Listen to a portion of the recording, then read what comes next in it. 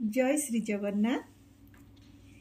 आमे ए भिडियो रे Odisha state open university रो POD 101 अर्थात प्रथम सेमिस्टर रो प्रथम पेपर आमर जो रही ओडिशा रो संस्कृति तार पंचम एकक बा 5th यूनिट ओडिशा रो सांस्कृतिक इतिहास जार गोटे पार्ट वीडियो मु शेयर कर सारी ऑलरेडी जहाँकि आम पढ़ीचे।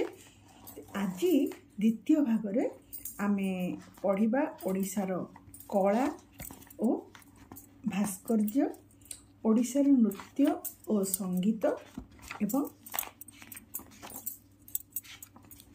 ओडिशार नौ वाणिज्य एतिकी आमे पढ़िबा। तेबे आसंतु आमे ए पढ़ा आरंभ करिया पूर्व आ गोटे कथा कहिबी। आमर टेलीग्राम चैनल रे नियमित POD फर्स्ट सेमिस्टर रो पाठ पढ़ा जाउछि।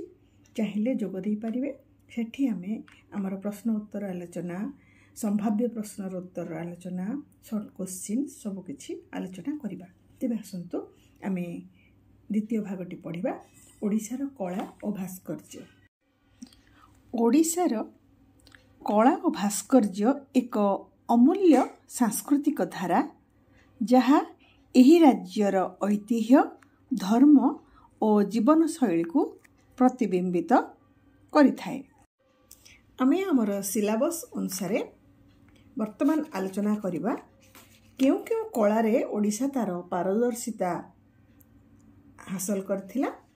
ता भितरे आमे स्थापत्य कला, चित्रकला इत्यादि ए दुईटी विषय आलोचना करिबा। ओडिशा भारतर एक प्राचीन संस्कृति और धार्मिक केन्द्र भावे सारा विश्व विदित। ए राज्य रे तार वैशिष्ट्य रही स्थापत्य कला रे आमर शिल्पकला, मंदिर शिल्प, पत्थर तैयारी कार्य। ता भितरे स्थापत्य कला रे आमर गोटे साम्य रस देखा जाए जोटार कि धर्म, साहित्य, नृत्य और शिल्पर गोटे मिश्रण एथिरे रही। आम ओडिशार शिल्पी माने मंदिर गुड़िकर सौंदर्यर जो अपूर्व छटा प्रदर्शन करि जाइछन्ति ताहा विश्वर दर्शक माने अवलोकन करी स्तंभीभूत होइथांती। आमर ओडिशार लिंगराज मंदिर, कोणार्क मंदिर, जगन्नाथ मंदिर, राजाराणी मंदिर, अनंत वासुदेव मंदिर, ब्रह्मा मंदिर, ब्रह्मेश्वर मंदिर, मेघेश्वर मंदिर, मुक्तेश्वर मंदिर, सिद्धेश्वर मंदिर, परशुराम मंदिर, केदारगौरी मंदिर, सारी मंदिर, बैताल मंदिर एपरि अनेक मंदिर ओडिशा रे स्थापत्य कलार परम दृष्टांत दिखाई थाए। ए मंदिर गुड़िकर निर्माण कौशल को 3 भाग में विभक्त करा जाइछि, यथा रेख कौशल, पीढ़ कौशल और कखर कौशल। मोर आ गोटे भिडियो रे मुई 3टी जाक कौशल विषय रे विस्तारित भाव में चित्र सहित आलोचना करछि। सेही भिडियोटीर लिंक मध्य मु डिस्क्रिप्शन रे देबी, सेठी आपण देखि नेबे। वर्तमान ए कौशल विषय में आलोचना करू नहीं कारण मु भिडियोटी दे सारछि ऑलरेडी। तापर हम एठी शाल भंजिका कथा जानिबा। शाल भंजिका हेउछि प्राचीन भारतीय शिल्पकला रे व्यवहृत एक शृंगारिक एवं आलंकारिक मूर्तिर शैली जहाँ साधारणतः मंदिर तोरण रे बा स्तूप रे बा कांथ रे खोदित होइथाय तैयारी करा जाइथाय, जहाँकि सेथिरे शोभा पाउथा गोटे नारीर मूर्ति को ताहा व्यक्त करे। शाल अर्थ गोटे गछर ना शाल आ भंजिका माने ताको मोड़िबा।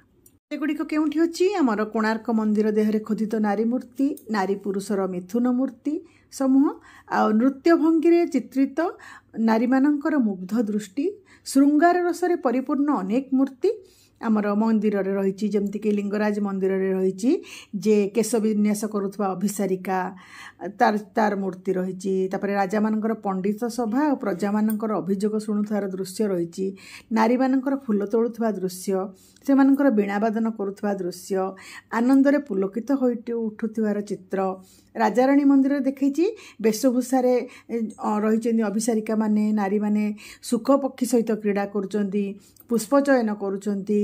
से मानकर लालित्यपूर्ण अंग अवयव गुड़िकर मूर्ति तैयारी हेची। मुक्तेश्वर मंदिर मध्य यौवनावती मानकर मनमुग्धकर वेशभूषा, तापरे କାହାଣୀ ଗୁଡ଼ିକ ରହିଛି, ଅଭିସାରିକା ନାୟିକାର ପ୍ରଣୟ ଅଭିସାରର ଚିତ୍ର ରହିଛି, ତାପରେ ରାଜାମାନଙ୍କର ମୃଗୟା ଭୀତଦ୍ରସ୍ତା ମୃଗମାନଙ୍କର ପଳାୟନ ବିଷୟରେ ରହିଛି, ସପ୍ତମାତୃକାଙ୍କର କଥା ରହିଛି, ଲିଙ୍ଗ ପୂଜାରରତ ସନ୍ନ୍ୟାସୀଙ୍କର ମୂର୍ତ୍ତି ରହିଛି। ଏହିପରି ଅନେକ ମୂର୍ତ୍ତି ରହିଛି ଯାହାକି ଆମର ସ୍ଥାପତ୍ୟ ଆଉ ଭାସ୍କର୍ଯ୍ୟ କଳାର ନିଦର୍ଶନ। ତାପରେ ଆସିଲା ଆମର ଓଡ଼ିଶାର ଚିତ୍ରକଳା। ଆଜିର କଥା ନୁହେଁ, ଇଏ ପ୍ରାଗ ଐତିହାସିକ ଯୁଗରୁ ଚିତ୍ରକଳାର ବିକାଶ ଓଡ଼ିଶାରେ ହୋଇସାରିଛି, ଯାହାକୁ ଆମେ ପ୍ରାଚୀନ ସାଂସ୍କୃତିକ ବିଭବ ବୋଲି କହିପାରିବା। ଏଇଟା ପ୍ରସ୍ତର କଳା, ଏଇ ଚିତ୍ରକଳା ହେଉଛି ପ୍ରସ୍ତର କଳା। ସେଇ ଯୁଗରେ ପ୍ରାଗ ଐତିହାସିକ ଯୁଗର ଯେଉଁ ଶିଳ୍ପୀମାନେ ଥିଲେ ସେମାନେ ପଥର କାନ୍ଥରେ ଅନେକ ଚିତ୍ର ଖୋଦନ କରିଛନ୍ତି, ଯାହାକି ଆଜି ମଧ୍ୟ ଅଛି। ଯେମିତିକି ଆମ ଓଡ଼ିଶାର ସୁନ୍ଦରଗଡ଼ ଜିଲ୍ଲାର ମାଣିକମଡ଼ା, ଦେବଗଡ଼ ଜିଲ୍ଲାର ଉଷାକୋଠି, କଳାହାଣ୍ଡିର ଗୁଡ଼ହାଣ୍ଡି, ଯୋଗୀମଠ, ସମ୍ବଲପୁରର ଓଲାପଗଡ଼, ବିକ୍ରମଖୋଲର ମଧ୍ୟ ବହୁତ ଚିତ୍ର ତାର ଉଦାହରଣ। ସେଠି ଯେଉଁ ଚିତ୍ରଗୁଡ଼ିକ ଖୋଦିତ ହେଇଛି ସେଥିରେ ଶିକାର ଚିତ୍ର, ମୃଗ ଚିତ୍ର, ଗୋ ସମ୍ପଦ, ଛାଗଳ, ମହିଷ, ବୃଷଭ, ଶିକାରୀ, ଖଣ୍ଡା ଧରିଥିବା ଯୋଦ୍ଧା, ତାପରେ ବର୍ଗାକାର, ଆୟତକ୍ଷେତ୍ର, ଏଇସବୁ ଚିତ୍ରମାନେ ରହିଛି। ପରବର୍ତ୍ତୀ ସମୟରେ ଚିତ୍ରକଳାର ବିକାଶ ହୋଇଛି କାନ୍ଥ କଳାରେ। ଓଡ଼ିଶୀ କଳାର ପରିପାଟି ପ୍ରସ୍ତରରୁ ଆସିକି ବିଭିନ୍ନ ଗୃହର କାନ୍ଥ ଗୁଡ଼ିକରେ ମଧ୍ୟ ଚିତ୍ରଗୁଡ଼ିକ ଶୋଭିତ ହୋଇଥିଲା। ତାହେଲେ ଏଇ ଓଡ଼ିଶାର ଶିଳ୍ପୀମାନେ ବିଭିନ୍ନ କାନ୍ଥରେ ବିଭିନ୍ନ ପ୍ରକାର ଚିତ୍ର ରଙ୍ଗ ଆଉ ତୁଳି ମାଧ୍ୟମରେ କରିଥିଲେ। ବିଶେଷ କରି ରାଜା, ମହାରାଜ, ଜମିଦାରମାନେ ତାଙ୍କ ପ୍ରାସାଦରେ ଯେଉଁ ରମଣୀୟ ଚିତ୍ର ଗୁଡ଼ିକ ଅଙ୍କନ କରାଯାଇଛି ତାହା ଓଡ଼ିଶୀ କଳା ପାଟବର ପ୍ରମାଣ ବହନ କରିଥାଏ। ଆମର ତାଳପତ୍ର, ଭୂର୍ଜପତ୍ର ଯେଉଁ ପୋଥି, ସେଥିରେ ମଧ୍ୟ ଅନେକ ଚିତ୍ରକଳା ଅଙ୍କିତ ହୋଇଛି। ଯେମିତିକି ପୋଥି ଗୁଡ଼ିକରେ ଅଛି ଆମର ନୃତ୍ୟରତା ମୟୂର, ଶୁଆସାରୀ, ପାରାବତ, ବୃକ୍ଷ ଉପରେ କ୍ରୀଡ଼ାରତ ମର୍କଟ, ହଂସ, ସାରସ, ମାଛ, ସର୍ପ, ଗୁଣ୍ଡୁଚିମୂଷା, ଅଶ୍ୱ, ଗୋସମ୍ପଦ, ସିଂହ, ବାଘ ଇତ୍ୟାଦିର ଚିତ୍ର। ତାପରେ ରହିଛି ଆମର ଓଡ଼ିଶାର ଯେଉଁ ପ୍ରସିଦ୍ଧ ଚିତ୍ର ଗୁଡ଼ିକ ଯେଉଁ ଆମର ରହିଛି ପଟ୍ଟଚିତ୍ର, ଭିତ୍ତିଚିତ୍ର, ପ୍ରତିକୃତି ଚିତ୍ର, ବନ୍ଧ ଚିତ୍ର ଓ କାମକଳା ଚିତ୍ର ଇତ୍ୟାଦି। ଏଇ 5ଟି ଚିତ୍ରକଳା ଭିତରେ ମୋର ଗୋଟେ ୟୁଟ୍ୟୁବ୍ର ମଧ୍ୟ ମୁଁ ଗୋଟେ ଭିଡ଼ିଓ କରିଛି, ବିସ୍ତାରିତ ଭାବରେ ଚିତ୍ର ସହିତ ବର୍ଣ୍ଣନା କରିଛି। ପଟ୍ଟଚିତ୍ର କ'ଣ, ଭିତ୍ତିଚିତ୍ର କ'ଣ, ପ୍ରତିକୃତି ଚିତ୍ର କ'ଣ, ଏସବୁର ସେଇ ତା ଲିଙ୍କ ମଧ୍ୟ ଦେବି, ସେଥିରେ ଆପଣମାନେ ଦେଖି ନୋଟ୍ ଲେଖିଦେଇପାରିବେ। ତାପରେ ଆମର ଆସିଲା ସେଗୁଡ଼ିକ, ତାପରେ ଆମର ଆସିଲା ଓଡ଼ିଶାର ନୃତ୍ୟ ଓ ସଙ୍ଗୀତ। ଏଇ ଓଡ଼ିଶାର ନୃତ୍ୟ ଭିତରେ ଆମର ଆସୁଛି ଓଡ଼ିଶୀ ନୃତ୍ୟ, ଆଉ ଗୋଟେ ଆମର ଆସୁଛି କ'ଣ ନା ଆମର ଯେଉଁ ଓଡ଼ିଶାର ଯେଉଁ ଆଞ୍ଚଳିକ ନୃତ୍ୟ, ଏଇ ଦୁଇଟି ଜିନିଷ ଆମର ଏଥିରେ ଆସୁଛି। ତାଳ, ରାଗ, ଅଭିନୟ ଆଉ ଭାବନା, ତାହାର ମିଶ୍ରଣର ଗୋଟେ ସଙ୍ଗୀତମୟ ଅନୁଭୂତି ସୃଷ୍ଟି କରେ ଆମର ଏଇ ଓଡ଼ିଶାର ନୃତ୍ୟ, ଓଡ଼ିଶୀ ନୃତ୍ୟ। ତାହେଲେ ଓଡ଼ିଶାର ଯେଉଁ ନୃତ୍ୟ ଶୈଳୀ ଗୁଡ଼ିକ ତା ମଧ୍ୟରୁ କିଛି ପ୍ରାଚୀନ ଆଉ କିଛି ଲୋକପ୍ରିୟ ଆଧୁନିକ ଶୈଳୀ ମଧ୍ୟ ଏଥିରେ ରହିଛି। ଆମର ଯେଉଁ ଓଡ଼ିଶାର ଯେଉଁ ସର୍ବପ୍ରସିଦ୍ଧ ଯେଉଁ କ୍ଲାସିକାଲ ନୃତ୍ୟ ହେଲା ଆମର କ'ଣ ନା ଓଡ଼ିଶୀ। ଭାରତର ଯେଉଁ ଅଷ୍ଟଶାସ୍ତ୍ରୀୟ ନୃତ୍ୟ ମଧ୍ୟରୁ ଏଇ ଓଡ଼ିଶୀ ନୃତ୍ୟ ଗୋଟିଏ, ଯିଏକି ଶାସ୍ତ୍ରୀୟ ନୃତ୍ୟର ମାନ୍ୟତା ପାଇଛି। ଓଡ଼ିଶୀ ନୃତ୍ୟର ମୂଳ ରୂପ ଆମର ମନ୍ଦିରରେ ଯେଉଁ ଦେବାଦେବୀଙ୍କର ପୂଜା ପାଇଁ ଯେଉଁ ଅନୁଷ୍ଠିତ ହେଉଥିବା ନୃତ୍ୟ, ଯାହାକୁ କି କୁହାଯାଏ ମଧ୍ୟ ମାହାରୀ ନୃତ୍ୟ। ଆମେ ଯଦି ପ୍ରଥମରୁ ଦେଖିବା ଆମର ଖଣ୍ଡଗିରି ଆଉ ଉଦୟଗିରିର ଗୁମ୍ଫାର କାନ୍ଥରେ ମଧ୍ୟ ନୃତ୍ୟଶୀଳ ନର୍ତ୍ତକୀମାନଙ୍କର ମୂର୍ତ୍ତି ରହିଛି। ଖ୍ରୀଷ୍ଟପୂର୍ବ 2ୟ ଶତାବ୍ଦୀରୁ 5ମ ଶତାବ୍ଦୀ ପର୍ଯ୍ୟନ୍ତ ଯେଉଁ ରାଜାମାନେ ରାଜୁତି କରୁଥିଲେ ସେମାନେ ନୃତ୍ୟର ପୃଷ୍ଠପୋଷକତା କରିଥିଲେ, ଯାହାର ପ୍ରମାଣ ଆମର ଏଇ ଗୁମ୍ଫାରେ ଖୋଦିତ ହୋଇଥିବା ମୂର୍ତ୍ତି। ପରଶୁରାମେଶ୍ୱର ମନ୍ଦିର ନଟରାଜ ମୂର୍ତ୍ତିର ମୁଦ୍ରା, ରାଜାରାଣୀ ମନ୍ଦିରରେ ବିଭିନ୍ନ ନୃତ୍ୟଭଙ୍ଗୀ, ଏହିସବୁ ଓଡ଼ିଶାର ଯେଉଁ ନୃତ୍ୟଭଙ୍ଗୀର ସ୍ୱାତନ୍ତ୍ର୍ୟ ମୌଳିକତାକୁ ପ୍ରମାଣିତ କରେ। ତାପରେ ଆସିଲା ଆମର ଖ୍ରୀଷ୍ଟପୂର୍ବ 1ରୁ 3ୟ ଶତାବ୍ଦୀ। ଏହି ସମୟରେ ମଧ୍ୟ ଏହି ନୃତ୍ୟ ଶିଳ୍ପର ତୀବ୍ର ବିକାଶ ସାଧିତ ହୋଇଥିଲା, ଯାହାର ପ୍ରମାଣ ହେଉଛନ୍ତି ସେହି ସମୟରେ ତିଆରି ହୋଇଥିବା ମନ୍ଦିର ଗୁଡ଼ାକର କାନ୍ଥରେ ଥିବା ନର୍ତ୍ତକୀମାନଙ୍କର ଅଭିନବ ମୁଦ୍ରା। ମଧ୍ୟଯୁଗୀୟ ମନ୍ଦିର ଅର୍ଥାତ୍ ଯେଉଁ ଖ୍ରୀଷ୍ଟୀୟ 1ଶ ଶତାବ୍ଦୀରୁ 3ୟ ଶତାବ୍ଦୀର ଯେଉଁ ମନ୍ଦିର ଗୁଡ଼ିକର ନୃତ୍ୟ ମୁଦ୍ରା ଗୁଡ଼ିକ ମଧ୍ୟ ନୃତ୍ୟ ବିକାଶର ଗୋଟେ, ଓଡ଼ିଶୀ ନୃତ୍ୟ ବିକାଶର ଗୋଟେ ପ୍ରତୀକ ବୋଲି ଆମେ କହିପାରିବା। ତାପରେ ନୃତ୍ୟର ମୁଦ୍ରାକୁ ଛାଡ଼ିଦେଲେ ଆମର ଯେଉଁ ତାଳପତ୍ର ପୋଥି ଅଛି ସେଥିରେ ମଧ୍ୟ ନୃତ୍ୟ ଶୈଳୀ ଗୁଡ଼ିକ ଅଙ୍କିତ ହୋଇକରି ରହିଛି। ଅଷ୍ଟାଦଶ ଶତାବ୍ଦୀ ପର୍ଯ୍ୟନ୍ତ ଯେଉଁ ତାଳପତ୍ର ପୋଥିରେ ଯେଉଁ ରଚନା ସବୁ ହେଉଥିଲା, ଚିତ୍ର ଅଙ୍କା ହେଉଥିଲା, ସେଥିରେ ନୃତ୍ୟଶୈଳୀ ଗୁଡ଼ିକ ମଧ୍ୟ ପ୍ରସାରିତ ହେଇଛି। ତାହେଲେ ଉତ୍କଳର ବିଭିନ୍ନ ରାଜାମାନେ ମନ୍ଦିରର ବିଭିନ୍ନ ସେବା ମଧ୍ୟରେ ନୃତ୍ୟକୁ ପ୍ରାଧାନ୍ୟ ଦେଇଥିଲେ। ଆମର ମାହାନୀ ନୃତ୍ୟ କଥା କହିଲି, ଆମର ଯେଉଁ ଓଡ଼ିଶୀ ନୃତ୍ୟର ପୂର୍ବ ନୃତ୍ୟ, ଯାହାକି ଦେବଦାସୀମାନେ ମନ୍ଦିରରେ ଠାକୁରଙ୍କ ସମ୍ମୁଖରେ ନୃତ୍ୟ କରୁଥିଲେ, ଯାହାକି ଏକ ପରମ୍ପରା ଆଜି ମଧ୍ୟ ରହିଛି ପୁରୀ ମନ୍ଦିରରେ ଆଉ ଅନେକ ମନ୍ଦିରରେ। ବିଖ୍ୟାତ ନୃତ୍ୟଶିଳ୍ପୀ ମାନେ ହେଉଛନ୍ତି ଶ୍ରୀମତୀ ସଂଯୁକ୍ତା ପାଣିଗ୍ରାହୀ, ସୋନାଲ ସିଂ, ଇନ୍ଦ୍ରାଣୀ ରେହମାନ, ତାପରେ ଯାମିନୀ କୃଷ୍ଣମୂର୍ତ୍ତି, କୁମାରୀ ବିଜୟଲକ୍ଷ୍ମୀ, ଏମାନେ ଆମର ନୃତ୍ୟ ଗୁରୁମାନେ ମଧ୍ୟ ରହିଛନ୍ତି। ଶ୍ରୀ ପଙ୍କଜ ଦାସ, କେଳୁଚରଣ ମହାପାତ୍ର, ଦେବପ୍ରସାଦ ଦାସ, ମାୟାଧର ରାଉତ ପ୍ରମୁଖ। ତାପରେ ଆସିଲା ଆମର ଓଡ଼ିଶାର ଆଞ୍ଚଳିକ ନୃତ୍ୟ। ଆମର ଓଡ଼ିଶାରେ ବାସ କରୁଥିବା ସାନ୍ତାଳ, ହୋ, ଭୂମିଜ, ପରଜା, କନ୍ଧ, କୁଟିଆ, କନ୍ଧ, ଜୁଆଙ୍ଗ, ବଣ୍ଡା, ଏଇ ଯେଉଁ ଆଦିବାସୀମାନେ ରହିଛନ୍ତି ବା ଜନଜାତି ରହିଛନ୍ତି, ତାଙ୍କର ସମସ୍ତଙ୍କର ଗୋଟେ ନୃତ୍ୟ ଭଙ୍ଗୀ ଗୁଡ଼ିକ ସ୍ୱତନ୍ତ୍ର। ସେମାନେ ତାଙ୍କର ବିଭିନ୍ନ ପର୍ବପର୍ବାଣୀରେ ଏକାଠି ହେଇକରି ଏଇ ନୃତ୍ୟ ପ୍ରଦର୍ଶନ କରନ୍ତି ଏବଂ ଯାହାକି ଆଜି ନୁହେଁ, ପ୍ରାଚୀନ କାଳରୁ ଆମେ ଜାଣିଛେ ଆମର ଜନଜାତି ଆଦିବାସୀ ସେମାନେ ଆର୍ଯ୍ୟମାନଙ୍କ ପୂର୍ବରୁ ମଧ୍ୟ ଓଡ଼ିଶାରେ ଅଛନ୍ତି, ଭାରତରେ ଅଛନ୍ତି। ତ ସେମାନଙ୍କର ଯେଉଁ ସଂସ୍କୃତି, ତାଙ୍କର ପରମ୍ପରା, ତାଙ୍କର ଐତିହ୍ୟ, ତାଙ୍କର ନୃତ୍ୟଶୈଳୀକୁ ବଖାଣିଥାଏ, ଯାହାକି ସେମାନେ ପର୍ବପର୍ବାଣୀରେ କରିଥାନ୍ତି। କନ୍ଧମାନଙ୍କର ଢାପ୍ ନୃତ୍ୟ, ଦେଶିଆ, କୋରାପୁଟର ଦେଶିଆମାନଙ୍କର କିନ୍ଦ୍ରି ନାଚ, ଦକ୍ଷିଣ ଓଡ଼ିଶାର ବାଘ ନାଟ, ସୁନ୍ଦରଗଡ଼ର ବଣେଇ ଅଞ୍ଚଳର ଭାଲୁ ନାଟ, ମୟୂରଭଞ୍ଜର ମିରିଗ ନାଟ, ଛଉ ନୃତ୍ୟ, କୋଲ୍ହ ତାଙ୍କର ମାଘେ ପରବ, ସାନ୍ତାଳଙ୍କର ଦାସାଇ ନାଚ, ପରଜାମାନଙ୍କର ଢେମ୍ସା ନାଚ, ଭୂଇଁଆ ଆଉ ଜୁଆଙ୍ଗମାନଙ୍କର ଚାଙ୍ଗୁ ନାଚ, ଏଇସବୁ। ତ ଆଦିବାସୀମାନେ ଜୁହ୍ନି ନୃତ୍ୟରେ ଆଦିବାସୀ ଯୁବତୀମାନେ ସେମାନେ ବିଭିନ୍ନ ଅଙ୍ଗଭଙ୍ଗୀ ପ୍ରଦର୍ଶନ କରିକି ଚିତ୍ତାକର୍ଷକ ଆଉ ହୃଦୟସ୍ପର୍ଶୀ ଶୈଳୀରେ ନୃତ୍ୟ କରିଥାନ୍ତି। ଆମର ଓଡ଼ିଶାରେ ଯେଉଁ ସମ୍ବଲପୁରୀ ନୃତ୍ୟ, ଡାଲଖାଇ ନୃତ୍ୟ, ରସରକେଲି, ପଶ୍ଚିମ ଓଡ଼ିଶାର କଥା କହୁଛି, ସେଠି ମାଏଲା ଜଡ଼, ଏଇ ମାନେ ତାଙ୍କର ଏଇ ସଙ୍ଗୀତର ତାଳେ ତାଳେ ନୃତ୍ୟର ସେମାନେ ଅପୂର୍ବ ନୃତ୍ୟ ପ୍ରଦର୍ଶନ କରିଥାନ୍ତି। ପଶ୍ଚିମ ଓଡ଼ିଶାର କରମା ନୃତ୍ୟ, କଲଙ୍ଗୀ ନୃତ୍ୟ, କୌସାବାଡ଼ି ନୃତ୍ୟ, ଗୌଡ଼ବାଡ଼ି ନାଚ, ଘୁବୁକୁଡ଼ୁ ନୃତ୍ୟ, ମୁଣ୍ଡତୁପା ନୃତ୍ୟ, ଏଇସବୁ ରହିଛି। କଳାହାଣ୍ଡିରେ ମଧ୍ୟ ରହିଛି ଘୁମୁମରା ନୃତ୍ୟ, ପଘୁମୁରା ନୃତ୍ୟ, ଗଞ୍ଜାମର ଗୋଟିପୁଅ ନୃତ୍ୟ, ଗୋଟିପୁଅଟା ଆମର ପୁରୀର ମଧ୍ୟ, ସମ୍ବଲପୁର ଆଉ ଗଞ୍ଜାମ ଦଣ୍ଡ ନୃତ୍ୟ, ଘୋଡ଼ା ନାଚ, ଏଇସବୁ ଆମର ରହିଛି ଓଡ଼ିଶାର ଆଞ୍ଚଳିକ ନୃତ୍ୟ ହିସାବରେ। ତାପରେ ଆମ ଆସିଲା ଓଡ଼ିଶାର ସଙ୍ଗୀତ। ଓଡ଼ିଶାର ସଙ୍ଗୀତ ଏକ ପୁରାତନ, ଗଭୀର ଓ ଧାର୍ମିକ ଆଧାରିତ କଳା, ଯାହା ନୃତ୍ୟ, ନାଟକ ଏବଂ ଉପାସନାରେ ଅତ୍ୟନ୍ତ ଗୁରୁତ୍ୱପୂର୍ଣ୍ଣ ଭୂମିକା ନିର୍ବାହ କରିଥାଏ। ଏହାର ଶାସ୍ତ୍ରୀୟ ଓ ଲୋକ ଏହି ଦୁଇ ଧାରାରେ ଓଡ଼ିଶାର ସଙ୍ଗୀତର ବିକାଶ ଲାଭ କରିଛି। ଆମର ପ୍ରଥମ ଶତାବ୍ଦୀର କଥା, ନାଟ୍ୟଶାସ୍ତ୍ରର ପ୍ରଣେତା ଭରତ ମୁନି, ସିଏ ତାଙ୍କର ଗ୍ରନ୍ଥରେ ଦେଶୀ ସଙ୍ଗୀତ ବିଚାର କରିବାକୁ ଯାଇକି ସେଥିରେ ଓଡ଼ିଶାର ସଙ୍ଗୀତକୁ ଔଡ୍ର ସଙ୍ଗୀତ ଭାବେ ବିବେଚନା କରିଛନ୍ତି, ଯାହାର ପ୍ରମାଣ ଅଛି। ସେ ଲେଖିଛନ୍ତି, ଚତୁର୍ବିଧା ପ୍ରବୃତ୍ତିଶ୍ଚ ପ୍ରୋକ୍ତା ନାଟ୍ୟ ପ୍ରୟୋତ୍କୃଭିଃ ଆବନ୍ତି ଦାକ୍ଷିଣାତ୍ୟଶ୍ଚ ପାଞ୍ଚାଳି ଚୌଡ୍ରମାଦଗଧି। ତା ଅର୍ଥ କ'ଣ ନା, ଭରତଙ୍କ ସମୟରେ ବା ଖ୍ରୀଷ୍ଟୀୟ ପ୍ରଥମ ଶତାବ୍ଦୀରେ ଔଡ୍ରି ସଙ୍ଗୀତର ଏକ ସ୍ୱତନ୍ତ୍ର ମହତ୍ତ୍ୱ ରହିଥିଲା। ପରବର୍ତ୍ତୀ କାଳରେ ତା'ର ଭୂୟ ବିକାଶ ସାଧିତ ହୋଇଥିଲା। ତାପରେ ଆସିଲା ଆମର ଖାରବେଳ, କଳିଙ୍ଗର ସମ୍ରାଟ ଐର ଖାରବେଳ। ତାଙ୍କ ରାଜତ୍ୱ ସମୟରେ ସେ ଲେଖିଛନ୍ତି ତାଙ୍କର ଶିଳାଲେଖରେ, ତୃତୀୟ ବର୍ଷରେ ନୃତ୍ୟ, ସଙ୍ଗୀତ, ବାଦ୍ୟର ସମାବେଶ ରହିଥିଲା ବୋଲି ସେ ଲେଖିଛନ୍ତି। ତାପରେ ଆମର ପରବର୍ତ୍ତୀ ସମୟରେ ରାଜା ଉଦ୍ୟତ କେଶରୀ, ତାଙ୍କର ମାତା ରାଣୀ କୋଳବତୀ, ସିଏ ଏକାମ୍ର କ୍ଷେତ୍ରରେ ବ୍ରହ୍ମେଶ୍ୱର ମନ୍ଦିର ନିର୍ମାଣ କରିକି ଦେବତାଙ୍କ ସମ୍ମୁଖରେ ନୃତ୍ୟ ପ୍ରଦର୍ଶନ ଓ ଗାନ ନିମିତ୍ତ ନୃତ୍ୟ ଗୀତ ପ୍ରବୀଣା କେତେକ ସ୍ତ୍ରୀ ଲୋକଙ୍କୁ ସେ ସ୍ଥାୟୀ ଭାବରେ ନିଯୋଗ କରିଥିଲେ। ଏହି ଉଦ୍ୟତ କେଶରୀଙ୍କ ରାଜତ୍ୱର ସମୟ ହେଉଛି ଏକାଦଶ ଶତାବ୍ଦୀ, ଯିଏକି ଜଣେ ସୋମବଂଶୀ ରାଜା ଅଟନ୍ତି।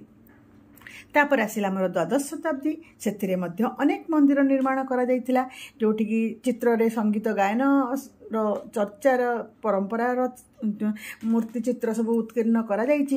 ଆମର ଗଙ୍ଗର ଯେଉଁ ରାଜା, ଗଙ୍ଗବଂଶୀୟ ରାଜାମାନେ ଥିଲେ, ସେମାନଙ୍କ ରାଜତ୍ୱ ସମୟରେ ମଧ୍ୟ ସଙ୍ଗୀତ ଗାୟନ ଭଗବାନଙ୍କ ସେବାର ଗୋଟେ ମହତ୍ତ୍ୱପୂର୍ଣ୍ଣ ଅଙ୍ଗ ରୂପେ ବିବେଚିତ ହୋଇଥିଲା।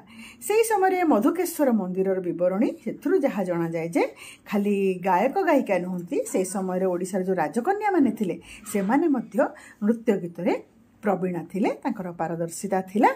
ଆଉ ଗଙ୍ଗବଂଶର ଯେଉଁ ପ୍ରସିଦ୍ଧ ନରପତି ଥିଲେ ଅନଙ୍ଗ ଭୀମଦେବ, ତାଙ୍କର କନ୍ୟା ଏବଂ କୋଣାର୍କର ଜଗତ ପ୍ରସିଦ୍ଧ ସୂର୍ଯ୍ୟ ମନ୍ଦିର ନିର୍ମାତା ଯେଉଁ ମହାବୀର ନରସିଂହ ଦେବ, ତାଙ୍କର ଭଗ୍ନୀ ଚନ୍ଦ୍ରିକା ଦେବୀ ନିଜକୁ ସଙ୍ଗୀତ ଏବଂ ନୃତ୍ୟ ଉଭୟରେ ସିଏ ବିଶାରଦ ଭାବରେ ନିଜକୁ ଅଭିହିତ କରିଛନ୍ତି। ଆମର ଭୁବନେଶ୍ୱର ଲିଙ୍ଗରାଜ ମନ୍ଦିର, ଜଗନ୍ନାଥ ମନ୍ଦିର, ପୁରୀର କୋଣାର୍କ ସୂର୍ଯ୍ୟ ମନ୍ଦିର ଏସବୁରେ ସଙ୍ଗୀତ ଗାୟନ କରୁଥିବା ଏବଂ ବାଦ୍ୟ ବାଦନ କରୁଥିବା ନର୍ତ୍ତକ ନର୍ତ୍ତକୀମାନଙ୍କର ପ୍ରତିମୂର୍ତ୍ତି ଖୋଦିତ ହୋଇଛି। ତାକୁ ବାଦ ଦେଲେ ଆମର ଗ୍ରନ୍ଥ ଗୁଡ଼ାକ ଯଦି ଆମେ ଦେଖିବା, ରାୟ ରାମାନନ୍ଦ ପଣ୍ଡିତ ସିଏ ଲେଖିଛନ୍ତି ଶ୍ରୀ ଜଗନ୍ନାଥ ବଲ୍ଲଭ ନାଟକ, ଶ୍ରୀକୃଷ୍ଣ ଦାସ ବଡ଼ଜେନା ମହାପାତ୍ର ଲେଖିଛନ୍ତି ଗୀତ ପ୍ରକାଶ, ହଳଧର ମିଶ୍ର ସଙ୍ଗୀତ କଳ୍ପଲତା, ରଘୁନାଥ ରଥ ନାଟ୍ୟ ମନୋରମା, ପୁରୁଷୋତ୍ତମ ମିଶ୍ରଙ୍କର ସଙ୍ଗୀତ ନାରାୟଣମ୍, ବାନାମ୍ବର ଆଚାର୍ଯ୍ୟଙ୍କର ସଙ୍ଗୀତ ମୁକ୍ତାବଳୀ, ଏସବୁ ବିଭିନ୍ନ ସଙ୍ଗୀତ ଓଡ଼ିଶୀ ସଙ୍ଗୀତର ଅନେକ ଗ୍ରନ୍ଥ ରଚନା କରାଯାଇଛି। ଏବଂ ତାଙ୍କର ଗୁରୁମାନେ ହେଲେ କିଏ ନା ଗୁରୁ ଗଙ୍ଗାଧର, ସଙ୍ଗୀତ ରାୟ, ଗନ୍ଧର୍ବ ରାୟ, ନିମାୟ ରାୟ, ଏମାନେ ହେଲେ ସବୁ ଗୁରୁ ଥିଲେ। ତାପରେ ଆସିଲା ଆମର ଓଡ଼ିଶାର ନୌବାଣିଜ୍ୟ। ନୌବାଣିଜ୍ୟ ପାଇଁ ବନ୍ଦର ଆବଶ୍ୟକ। ଓଡ଼ିଶାରେ ପ୍ରାକୃତିକ ବନ୍ଦରର ଅଭାବ ନଥିଲା। ତ ଏଇ ବନ୍ଦର ଗୁଡ଼ାକ ବିଦେଶୀ ଭ୍ରମଣକାରୀମାନେ ମଧ୍ୟ ଆସି ବନ୍ଦର ଗୁଡ଼ିକର ଅନେକ ପ୍ରଶଂସା କରିଯାଇଛନ୍ତି। ଆମେ ଜାଣିଛେ ଆମର ପ୍ରାଚୀନ କାଳର ଯେଉଁ ଓଡ଼ିଶା ବା ଉତ୍କଳ, କଳିଙ୍ଗ, ତାଙ୍କର ନୌବାଣିଜ୍ୟର ପରମ୍ପରା ଖୁବ୍ ସମୃଦ୍ଧ ଥିଲା, ଉନ୍ନତ ଥିଲା। ଆମର ସାଧବ ପୁଅମାନେ, ଓଡ଼ିଆ ସାଧବ ପୁଅମାନେ ଦେଶ ବାହାରକୁ ଯାଉଥିଲେ ଏବଂ ବାଣିଜ୍ୟ ବେପାର କରୁଥିଲେ, ଆମଦାନୀ ରପ୍ତାନି କରୁଥିଲେ, ଯାହାକି ବିଭିନ୍ନ ଲୋକ କଥା କିମ୍ବଦନ୍ତୀରେ ଆମେ ଜାଣିପାରୁଛେ ଆମେ। ହେଲେ ଓଡ଼ିଶାର ଅନେକ ଐତିହାସିକ ଆଉ ସଂସ୍କୃତିବିଦମାନେ ତାର ପ୍ରମାଣ ଦେଇସାରିଛନ୍ତି। ଆମର ସାଧବ ପୁଅମାନେ ଓଡ଼ିଶାରେ ଯାଉଥିଲେ ଜାଭା, ସୁମାତ୍ରା, ବାଲି, ବୋର୍ନିଓ, ଏଇସବୁ ସିଂହଳ, ଏସବୁ ଦ୍ୱୀପପୁଞ୍ଜକୁ ଯାଇକି ବାଣିଜ୍ୟ ବ୍ୟବସାୟ କରୁଥିଲେ। ତାଙ୍କର ରପ୍ତାନି କ'ଣ କରୁଥିଲେ ନା ନୀଳ ଝିନ ଶାଢ଼ୀ, ତାରକସୀ ଶିଳ୍ପ, ମୃତ୍ତିକା ଶିଳ୍ପ, ଏଇସବୁ ବହୁତ ବିଖ୍ୟାତ ଥିଲା ଆମର ଦେଶ ବିଦେଶରେ। ଏହାର ତିଆରି ଜିନିଷ ଗୁଡ଼ାକ ଅନେକ ଧନରେ ତାର ପରମ୍ପରା ଚାଲିଥିଲା, ଯେଉଁଥିପାଇଁ ତ ଆମର ସାଧବମାନେ ବ୍ୟବସାୟ ନୌବାଣିଜ୍ୟ କରିକି ଅତୀତର ଓଡ଼ିଶାକୁ ଖୁବ୍ ସମୃଦ୍ଧିଶାଳୀ କରିପାରିଥିଲେ। ଆମର ଯେଉଁ ମଗଧର ସମ୍ରାଟ ଥିଲେ ଅଶୋକ, ସିଏ କଳିଙ୍ଗ ଆକ୍ରମଣ ହୁଏତ ଏଇଥିପାଇଁ କରିପାରିଛନ୍ତି ବୋଲି ଐତିହାସିକ ହରିହର ପଣ୍ଡା ତାଙ୍କର ମନ୍ତବ୍ୟ ଦେଇଥାନ୍ତି। ଏବଂ କୌଟିଲ୍ୟଙ୍କର ଯେଉଁ ଅସ୍ତ୍ରଶାସ୍ତ୍ର ଅଛି ସେଥିରେ ମଧ୍ୟ ସେ ଲେଖିଥିଲେ ଯେ କଳିଙ୍ଗର ତୁଳନାରେ ମଗଧର ନୌସେନା ଥିଲା ଦୁର୍ବଳ। ଅର୍ଥାତ୍ ଆମେ ଜାଣୁଛେ ଯେ ଖ୍ରୀଷ୍ଟପୂର୍ବ ଦ୍ୱିତୀୟ ଶତାବ୍ଦୀ ସମୟରେ ଓଡ଼ିଶାର ନୌବାଣିଜ୍ୟ ପରମ୍ପରା ଅତ୍ୟନ୍ତ ସମୃଦ୍ଧ ଥିଲା। ସାଧବମାନେ ଅନ୍ତଃ ବାଣିଜ୍ୟ ବହିର୍ବାଣିଜ୍ୟ କରିକି ଓଡ଼ିଶାକୁ ବିଭବଶାଳୀ କରିଥିଲେ ଏବଂ ତାଙ୍କଠାରୁ ହିଁ ଓଡ଼ିଶାର ବୈଶ୍ୟ ପରମ୍ପରା ଅୟମାରମ୍ଭ ହୋଇଥିଲା ବୋଲି କୁହାଯାଏ। ବହିର୍ବାଣିଜ୍ୟ ଓ ନୌବାଣିଜ୍ୟ ଯୋଗୁଁ ଆମ ଓଡ଼ିଆ ଜାତି ସମଗ୍ର ବିଶ୍ୱରେ ଗୋଟେ ଉନ୍ନତ ସ୍ଥାନ ଲାଭ କରିଥିଲା, ଯାହାକି ଏହି ଦେଶର ବୈଶ୍ୟମାନଙ୍କ ସଂଖ୍ୟା ନୁହେଁ ବୋଲି ଆମେ କହିପାରିବା। ତାହେଲେ ଏଇ ଯେଉଁ ବୈଶ୍ୟ ଜାତି ଯେଉଁମାନେ କି ବାଣିଜ୍ୟ ବ୍ୟବସାୟ କରୁଥିଲେ, ସେମାନଙ୍କ ମଧ୍ୟରେ ଆମର ଓଡ଼ିଶାର ବୈଶ୍ୟମାନଙ୍କୁ ଏପରି କୁହାଯାଇପାରେ ଯେ ତୈଳିକ ବୈଶ୍ୟ, ମଧୁ ବୈଶ୍ୟ, ପଟ୍ଟ ବୈଶ୍ୟ, ବଣିକ ବୈଶ୍ୟ, ପାଟଳୀ ବୈଶ୍ୟ ଇତ୍ୟାଦି ବିଭିନ୍ନ ଭାବରେ ତାଙ୍କର କାର୍ଯ୍ୟକୁ ନେଇକରି ବିଭାଗ କରାଯାଇଛି। ଯେମିତିକି ପଶୁପାଳନ, କୃଷି, ବାଣିଜ୍ୟ ହେଲା ମୁଖ୍ୟ ବ୍ୟବସାୟ ଥିଲା ବୈଶ୍ୟ ଶ୍ରେଣୀ ଲୋକମାନଙ୍କର। ପରବର୍ତ୍ତୀ ସମୟରେ ସେମାନେ ଗୋଟେ ମୁଖ୍ୟ ବ୍ୟବସାୟକୁ ଆଦରି ନେଲେ, ଯେମିତିକି ବଣିଆ, କଂସାରୀ, ପାଟରା, ଗୁଡ଼ିଆ, ତାମ୍ବୁଳି, ତେଲି ବିଭିନ୍ନ ଭାଗରେ ସେମାନେ ବିଭକ୍ତ ହେଇଗଲେ। ଆମର ଯେଉଁ ପରବର୍ତ୍ତୀ କାଳରେ ଡଚ୍, ଓଲନ୍ଦାଜ, ଇଂରେଜ ବଣିକମାନେ ଆସିଲେ, ତାଙ୍କର ଆଗମନରୁ କ'ଣ ହେଲା ନା ଓଡ଼ିଶାରେ ଗୋଟେ ଯେଉଁ ସ୍ୱକୀୟ ବାଣିଜ୍ୟ ବ୍ୟବସାୟ କରିବା ଯୋଗୁଁ ହୁଏତ ନୌବାଣିଜ୍ୟ ପରମ୍ପରା ବ୍ୟାହତ ହେଲା, କାରଣ ସେମାନେ ଆସିକି ତାଙ୍କର ବାଣିଜ୍ୟ ବ୍ୟବସାୟ ସବୁ କଲେ। କିନ୍ତୁ ଆମ ଓଡ଼ିଶାର ସମୃଦ୍ଧିଶାଳୀ ଇତିହାସ ସ୍ୱର୍ଣ୍ଣାକ୍ଷରରେ ବିଶ୍ୱ ଇତିହାସରେ ଲିପିବଦ୍ଧ ହେଇଛି। ଆମର ଓଡ଼ିଶାର ନୌବାଣିଜ୍ୟ ପରମ୍ପରା ଅନେକ ମହତ୍ତ୍ୱପୂର୍ଣ୍ଣ।